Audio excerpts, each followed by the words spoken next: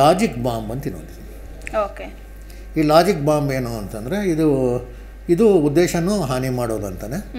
ಆದರೆ ಇವರು ಸ್ವಲ್ಪ ಬುದ್ಧಿವಂತರು. ಇವರು ಇಷ್ಟೆಲ್ಲ ಕಷ್ಟಪಡಲ್ಲ. ಜಿಪ್ ಮಾಡೋ ಇವೆಲ್ಲ ಏನೂ ಮಾಡಲ್ಲ. ಯಾವುದೋ ಒಂದು ಇದರಲ್ಲಿ ಮೇಲ್ನಲ್ಲೋ ಯಾವುದರಲ್ಲೋ ಒಂದರಲ್ಲಿ ಯಾವುದೋ ನಾವು SMS ಬಂದಿರುತ್ತೆ, ಯಾವುದೋ ಲಿಂಕ್ ಬಂದಿರುತ್ತೆ, ನೀವು ಇಲ್ಲಿ ಕ್ಲಿಕ್ ಮಾಡಿ ನಿಮ್ಗೇನೋ ಲಾಟ್ರಿ ಬಂದಿದೆ ಅಥವಾ ನಿಮ್ಗೇನೋ ಬಹುಮಾನ ಬಂದಿದೆ ಅಥವಾ ನಿಮ್ಗೇನೋ ಪ್ರೈಸ್ ಬಂದಿದೆ ಏನೋ ಒಂದು ಹೇಳ್ಕೊಂಡು ಹೋಗಿರ್ತಾರೆ. ಎಷ್ಟೋ ಜನ ಗೊತ್ತಿಲ್ಲದೆ ಹೌದಲ್ವಾ ದುಡ್ಡು ಬರುತ್ತಲ್ವಾ ಅಂತ ಕ್ಲಿಕ್ ಮಾಡ್ಕೊತಾರೆ. ಹಿಂದೆ ನಾವು ಲೋನ್ ಆ್ಯಪ್ಗಳ ಬಗ್ಗೆ ಕೂಡ ಮಾತಾಡಿದ್ವಿ. ಫೇಕ್ ಲೋನ್ ಆ್ಯಪ್ಗಳು ಯಾವ ರೀತಿ ಮೋಸ ಮಾಡುತ್ತೆ ಅಂತ. ಸೊ ನಾವು ಇದುವರೆಗೂ ಮಾತಾಡಿರುವ ಯಾವುದೇ ದಾರಿನಲ್ಲಾದ್ರೂ ಈ ರೀತಿಯಾದ ಲಾಜಿಕ್ ಬಾಂಬ್ ಫೈಲ್ಗಳು ಬಂದು ಸೇರಿಕೊಳ್ಳುತ್ತೆ. ಇದು ದೊಡ್ಡ ಸಮಸ್ಯೆ. ಲಾಜಿಕ್ ಬಾಂಬ್ ಏನು ಅಂತಂದರೆ 2 ರೀತಿದಿದೆ. ಒಂದು, ಅದು ಸುಮ್ಮನೆ ಬಂದು ಕೂತ್ಕೊಳ್ಳುತ್ತೆ. ನೀವು ಏನಾರು ಮಾಡಿ ಅದನ್ನು ಓಪನ್ ಮಾಡಿ ಅಂತ ಅದು ಕಾಯ್ತಾ ಇರುತ್ತೆ. ಓಪನ್ ಮಾಡದೆ ಹೋದರೆ ಒಂದು ನಿಗದಿತವಾದ ಸಮಯ 2 ದಿನ 3 ದಿನ ನೀವು ಓಪನ್ ಮಾಡಲಿಲ್ಲ ಅಂದರೆ ಆವಾಗ ಅದು ಕೆಲಸ ಶುರು ಮಾಡುತ್ತೆ. ಓಪನ್ ಮಾಡಿದ್ರೂ ಕೆಲಸ ಶುರು ಮಾಡುತ್ತೆ, ಮಾಡದೇ ಇದ್ರೂ ಕೂಡ ಕೆಲಸ ಮಾಡುತ್ತೆ. 2 ರೀತಿಯಲ್ಲೂ ಬಂದಿದೆ. ಅದು ದೊಡ್ಡ ಇದು ಆತಂಕದ ವಿಷಯ. ಅದು ನೀವು ಇಗ್ನೋರ್ ಮಾಡಿದ್ರೂ ಅದು ಸ್ವಲ್ಪ ಕೋಪ ಬಂದಂಗೆ ಅದು ತನ್ನ ಕೆಲಸ ಶುರು ಮಾಡ್ಕೊಳ್ಳುತ್ತೆ. 2 ಪಾಸಿಬಿಲಿಟಿ ಇಟ್ಕೊಂಡಿದ್ದಾರೆ. ಮೊದಲಿರಲಿಲ್ಲ, ಓಪನ್ ಮಾಡಿದ್ರೆ ಮಾತ್ರ ಕೆಲಸ ಮಾಡ್ತಾ ಇತ್ತು, ಈಗಿಲ್ಲ. ಓಪನ್ ಮಾಡದೆ ಹೋದರೂ ಕೂಡ ಮಾಡ್ತಾಯಿದೆ. ಕೆಲವು ಇಮೇಲ್ಗಳು ನಾವು ತುಂಬ ಎಚ್ಚರಿಕೆ ವಹಿಸಬೇಕು. ಪ್ರಾಯಶಃ ಮುಂದಿನ ಎಪಿಸೋಡಲ್ಲಿ ನಾವು ಮಾತಾಡೋಣ.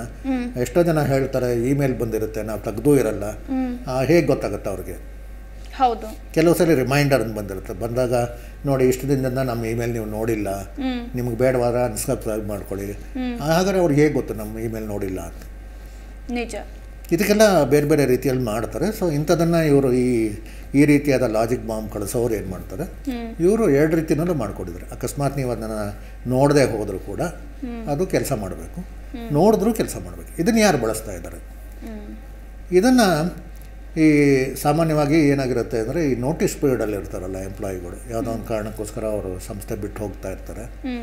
ನಾನು ತುಂಬ ಹಗಲು ರಾತ್ರಿ ಕೆಲಸ ಮಾಡಿದ್ದೀನಿ, ಆದರೂ ಕೂಡ ನನಗೇನೋ ಸರಿಯಾದಂಥ ಒಂದು ಸ್ಥಾನಮಾನ ಸಿಗಲಿಲ್ಲ ಅಥವಾ ಏನೋ ಒಂದು ಸಿಗಲಿಲ್ಲ ಅಂತ ಕೋಪ ಇರುತ್ತೆ, ಅಥವಾ ಬಿಟ್ಟು ಹೋಗುವಂಥ ಪರಿಸ್ಥಿತಿ ಉಂಟಾಗಿರುತ್ತೆ. ಹೌದು, ನಾನು ಬಿಟ್ಟು ಹೇಗೆ ಸಂಸ್ಥೆ ನಡೆಯುತ್ತೆ ನೋಡೋಣ. ಸೊ ಅವ್ರೇನು ಮಾಡ್ತಾರೆ, ಅಕಸ್ಮಾತ್ 1st of the month, let us say December 1 ಅವ್ರ ಲಾಸ್ಟ್ ವರ್ಕಿಂಗ್ ಡೇ ಅಂತ ಇಟ್ಕೊಳ್ಳಿ. ಅವರೇನು ಮಾಡ್ತಾರೆ, ಈ ಲಾಜಿಕ್ ಬಾಂಬನ್ನು ಸಂಸ್ಥೆಯ ಸಾಫ್ಟ್ವೇರ್ಗಳಲ್ಲಿ ಹಾಕ್ಬಿಟ್ಟು ಹೊರಟೋಗ್ತಾರೆ. December 1 ಅವ್ರು ಮುಗೀತು, ಅವ್ರ ಟರ್ನ್ ಮುಗಿದೋಯ್ತು. ಇದೇನಾಗಿರುತ್ತೆ, ಮಾರ್ಚೋ ಏಪ್ರಿಲೋ ಯಾವಾಗೋ ಆ್ಯಕ್ಟಿವೇಟ್ ಆಗುತ್ತೆ. ಓಕೆ. ಅಂದರೆ ಅದಕ್ಕೊಂದು ಟೈಮ್ ಫಿಕ್ಸ್ ಮಾಡಿರ್ತಾರೆ. ಸೊ ಇದನ್ನು ಟೈಮ್ ಬಾಂಬ್ ಅಂತ ಕರೀತಾರೆ. ಆ ಡೇಟಿಗೆ ಮಾತ್ರ ಅದು ಕೆಲಸ ಮಾಡೋದು.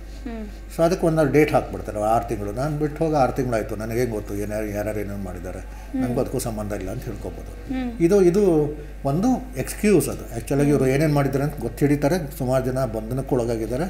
ಕೆಲವರು 40 ವರ್ಷ 50 ವರ್ಷ ಕಾರಾಗೃಹ ಶಿಕ್ಷೆ ಕೂಡ ಆಗಿದೆ. ಸೊ ಏನೋ ಮಾಡಿ ಹೊಟ್ಟೋಗ್ತೀನಿ, ನನಗೇನೋ ಇದಿಲ್ಲ ಅಂತಿಲ್ಲ. ತುಂಬ ಕಠಿಣವಾದ ಶಿಕ್ಷೆ ಎಲ್ಲ ಕಡೆ ಇದೆ. ಅದರಿಂದ ದಯವಿಟ್ಟು ಏನೇ ಕೋಪ ಇದ್ದರೂ ಕೂಡ ಆ ಸಂಸ್ಥೆಯ ಆಡಳಿತ ಮಂಡಳಿ ಜೊತೆ ನಿಮಗೆ ಭಿನ್ನಾಭಿಪ್ರಾಯ ಇರ್ಬೋದು, ಬಟ್ ಸಂಸ್ಥೆಯ ಒಂದು ಸ್ವತ್ತು ಅಂತ ಏನು ಕರಿತೀವಿ, ಇಂಟೆಲೆಕ್ಚುಯಲ್ ಪ್ರಾಪರ್ಟಿ ಇರ್ಬೋದು ಅಥವಾ ಅದರ ಒಂದು ಸಿಸ್ಟಮ್ಸ್ ಇರ್ಬೋದು, ಅವ್ರು ಕೊಟ್ಟಂಥ ವ್ಯವಸ್ಥೆ ಇರ್ಬೋದು, ಅದನ್ನು ಹಾನಿ ಮಾಡಲಿಕ್ಕೆ ಇಂಥ ಕೆಲಸಕ್ಕೆ ದಯವಿಟ್ಟು ಹೋಗಲೇಬೇಡಿ, ಯಾರೂ ಹೋಗಲೇಬೇಡಿ ಅಂತ ಇಲ್ಲೊಂದು ವಿನಂತಿ. ಸೊ ಇವ್ರೇನು ಮಾಡ್ತಾರೆ ಈ ಟೈಮ್ ಬಾಂಬ್ಗಳಲ್ಲಿ ಅಂತಂದರೆ, ಈ ಲಾಜಿಕ್ ಬಾಂಬ್ಗಳಲ್ಲಿ ಒಂದು ಟೈಮ್ ಸೆಟ್ ಮಾಡಿ ಆ ಡೇಟಾಗೆ ಅದು ಆ್ಯಕ್ಟಿವೇಟ್ ಆಗೋ ಥರ ಮಾಡ್ತಾರೆ. ಏನು ಮಾಡಿರ್ಬೋದು ಇವರು? ಸಾಮಾನ್ಯವಾಗಿ ಇವ್ರು ಮಾಡೋದೇನು ಅಂತಂದರೆ, 1ನೇ ತಾರೀಕು ಅಥವಾ ಯಾವತ್ತೋ ಪೇಮೆಂಟ್ ಆಗುತ್ತೆ ಸ್ಯಾಲ್ರಿ. ಅದು ಒಂದು 1st ವೀಕಲ್ಲಿ ಆಗುತ್ತೆ ಅಂತ ಇಟ್ಕೊಳ್ಳಿ. ಹೌದು. ಸೊ ಆ ಸ್ಯಾಲ್ರಿಗೆ ಪೇಮೆಂಟ್ ಆಗಬೇಕು ಅಂದಾಗ ಬ್ಯಾಂಕಿಗೆ ಅದೆಲ್ಲ ಡೀಟೇಲ್ ಕಳಿಸ್ಬೇಕು, ಯಾರ್ಯಾರು ಸಂಬಳ ಯಾವ್ಯಾವ ಅಕೌಂಟಿಗೆ ಹೋಗಬೇಕು ಅದೆಲ್ಲ ಒಂದು ಕಳಿಸ್ಬೇಕು ಅಂತ ಒಂದು ವ್ಯವಸ್ಥೆ ಮಾಡ್ಕೊಂಡಿರ್ತಾರೆ. ಇವ್ರಿಗೆ ಗೊತ್ತಿರುತ್ತೆ ಯಾವ ಡೇಟಿಗೆ ಯಾವ ಬ್ಯಾಂಕ್ ಮುಖಾಂತರ ನಮಗೆ ಸ್ಯಾಲ್ರಿ ಬರುತ್ತೆ. ಸೊ ಎಲ್ಲ ರೆಡಿ ಇಟ್ಕೊಂಡಿದ್ದಾರೆ, ಇನ್ನೇನು ಬ್ಯಾಂಕಿಗೆ ಹೋಗಿ ಪೇಮೆಂಟ್ ಆಗಬೇಕು. ಆವಾಗ ಇವ್ರು ಲಾಜಿಕ್ ಬಾಂಬ್ ಕೆಲಸ ಮಾಡಿ HR ರೆಕಾರ್ಡ್ ಎಲ್ಲ ಡಿಲೀಟ್ ಮಾಡಿಬಿಡುತ್ತೆ.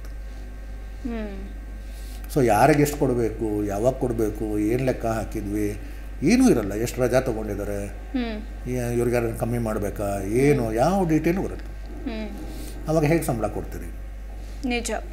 ಅಂದರೆ ಬ್ಯಾಕಪ್ ಇಟ್ಕೊಂಡಿರ್ಬೋದು, ಬ್ಯಾಕಪ್ ಇಟ್ಕೊಂಡು ರಿಸ್ಟೋರ್ ಮಾಡಿ ಎಲ್ಲ ಮಾಡಿದ್ರು ಕೂಡ ಮೇನ್ ಪ್ರಾಬ್ಲಮ್ ಆಗೋದು ಆ ದಿನ ನಿಗದಿತ ದಿನದ ಸಂಬಳ ಯಾರಿಗೂ ಸಿಕ್ಕಲ್ಲ.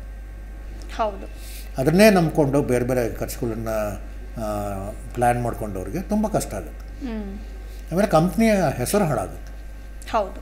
ನೋಡಿ ಇವ್ರು ಸರಿಯಾಗಿ ಸಂಬಳನೇ ಕೊಡಲ್ವಂತೆ, ಏನೋ ತುಂಬ ಫೈನಾನ್ಷಿಯಲ್ ಪ್ರಾಬ್ಲಮ್ ಇರೋ ಹಾಗಿದೆ, ಈ ಅಂಥ ಕಂಪ್ನಿನ ಏನೋ ಸುಮ್ಮನೆ ಬಿಟ್ಟು ಹೊಟ್ಟೋಗೋಣ, ಇಂಥ ಒಂದು ಗೊಂದಲ ಶುರುವಾಗುತ್ತೆ, ಕೆಟ್ಟ ಹೆಸರು ಬರುತ್ತೆ. ಆಮೇಲೆ ಜನ ಬೇಜಾರು ಮಾಡ್ಕೊಂಡಷ್ಟು ಕೋಪ ಆಕ್ರೋಶ ವ್ಯಕ್ತಪಡಿಸ್ತಾರೆ ಸಾಮಾಜಿಕ ಜಾಲತಾಣಗಳಲ್ಲಿ. ತುಂಬ ದೊಡ್ಡ ದೊಡ್ಡ ಸಂಸ್ಥೆಗಳಾದ್ರೆ ಚಳವಳಿಗಳೇ ಆಗ್ಬೋದು. ಇತ್ತೀಚೆಗೆ ಚೈನಾದಲ್ಲಿ ಹಾಗೆ ಆಯಿತು. ನಮ್ಮ ಐಫೋನ್ ತಯಾರಿಕೆ ಮಾಡುವಂಥ ಸಂಸ್ಥೆ, ಅಲ್ಲಿ ಚೈನಾದಲ್ಲಿ ಉದ್ಯೋಗಿಗಳು ದೊಡ್ಡ ಮಟ್ಟದ ಪ್ರತಿಭಟನೆ ಮಾಡೋರು. ಸಾಮಾನ್ಯವಾಗಿ ಚೈನಾದಲ್ಲಿ ಅಷ್ಟು ದೊಡ್ಡ ಲೇಬರ್ ಸ್ಟ್ರೈಕ್ ಆಗೋದೇ ಇಲ್ಲ. ಐಫೋನ್ ಘಟಕದಲ್ಲಿ ದೊಡ್ಡ ಮಟ್ಟದ ಪ್ರತಿಭಟನೆ ಮಾಡಿದ್ರು. ಅವ್ರು ಹೇಳಿದ್ದೇನು ಅಂತಂದರೆ, ನಾವು ಕೆಲಸಕ್ಕೆ ಸೇರಿಕೊಂಡಾಗ ನೀವು ಎಂಥದೋ ಒಂದು ಪ್ಯಾಕೇಜ್, ಒಂದು ಸಂಬಳ ಇಷ್ಟಲ್ಲ ಅಂತ ಸೇರಿಸಿ ಕೊಡ್ತೀವಿ ಅಂತ ಹೇಳಿದರೆ, ಆದರೆ ನಮಗೆ ಬರ್ತಾ ಇರೋದು ಅದಲ್ಲ. ಆ ಸಂಸ್ಥೆಯಲ್ಲಿ ಕೆಲಸ ಮಾಡೋರು ಅವರು, ಅಂದರೆ ಕಾಂಟ್ರಾಕ್ಟ್ ಅಲ್ಲ, ಸಂಸ್ಥೆನಲ್ಲಿ ನೇರವಾಗಿ ಕೆಲಸ ಮಾಡೋರಿಗೆ ನೀವು ಹೇಳಿದ ಪ್ರಕಾರ ನಮ್ಗೆ ಸಂಬಳ ಬರ್ತಿಲ್ಲ. ಆಮೇಲೆ ಹುಡುಕ್ದಾಗ ಗೊತ್ತಾಯಿತು, ಈ ರೀತಿ ಲಾಜಿಕ್ ಬಾಂಬ್ ಬಳಸಿ, ಉದಾಹರಣೆಗೆ ಯಾರಿಗೋ 10,000 ರೂಪಾಯಿ ಸಂಬಳ ಇದ್ದರೆ ಅದು 5,000ನೋ 6,000ನೋ ಕ್ರೆಡಿಟ್ ಆಗಿತ್ತು. ಎಲ್ಲರಿಗೂ ಆಗ್ಬಿಟ್ಟಿದೆ. ಹೀಗಾಗಿ ತುಂಬ ಕಡಿಮೆ ಸಂಬಳ ತೊಗೊತಿದ್ದವ್ರಿಗೂ ಕಷ್ಟ ಆಯಿತು. ಅವರ ಮ್ಯಾನೇಜರು ಮತ್ತೊಬ್ಬರಿಗೂ ಏನಾಗ್ತಿದೆ ಅಂತ ಗೊತ್ತಿಲ್ಲ. ಹೀಗಾಗಿ ತುಂಬ ದಿನ ಉತ್ಪಾದನೆಯೇ ನಿಂತೋಯ್ತು. ಪ್ರತಿಕ್ಷಣದ ಸುದ್ದಿಗಾಗಿ Zee Kannada news app download ಮಾಡಿ. Live TV, latest updates, entertainment, lifestyle, technology ಸುದ್ದಿ ನಿಮ್ಮ ಅಂಗೈಯಲ್ಲಿ.